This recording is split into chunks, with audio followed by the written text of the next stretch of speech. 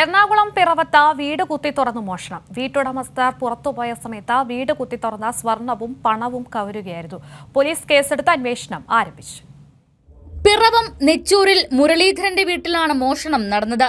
8.5 പവൻ സ്വർണവും 3000 രൂപയും നഷ്ടപ്പെട്ടു. ഷാപ്പിലെ ജോലിക്ക് പോയ മുരളീധരൻ രാത്രി 10 മണിയോടെ ബന്ധുവീട്ടിൽ നിന്ന് ഭാര്യയും കൂട്ടി തിരിച്ചെത്തുമ്പോഴാണ് മോഷണ വിവരം അറിയുന്നത്. വീടിന്റെ പിൻഭാഗത്തു നിന്ന് തന്നെ എടുത്ത ആയുധങ്ങൾ ഉപയോഗിച്ചാണ് മോഷ്ടാവ് അടുക്കളവാതിൽ കുത്തിത്തുറന്ന് അകത്ത് കയറിയത്. വാക്കത്തി ഉപയോഗിച്ച് മുറിയിലെ അലമാര തകർത്താണ് സ്വർണവും പണവും കവർന്നിട്ടുള്ളത്. ഇതിനുപയോഗിച്ച ആയുധങ്ങൾ വീടിനുള്ളിൽ നിന്ന് തന്നെ കണ്ടെടുത്തു. നെച്ചൂരിലെ 2 പള്ളികളിൽ രാത്രി പെരുന്നാൾ ചടങ്ങുകൾ ഉണ്ടായിരുന്നു. അടഞ്ഞുകിടക്കുന്ന വീടുകൾ ലക്ഷ്യമിട്ടെത്തിയവരാകാം മോഷണത്തിന് പിന്നിലെന്നാണ് സംശയം.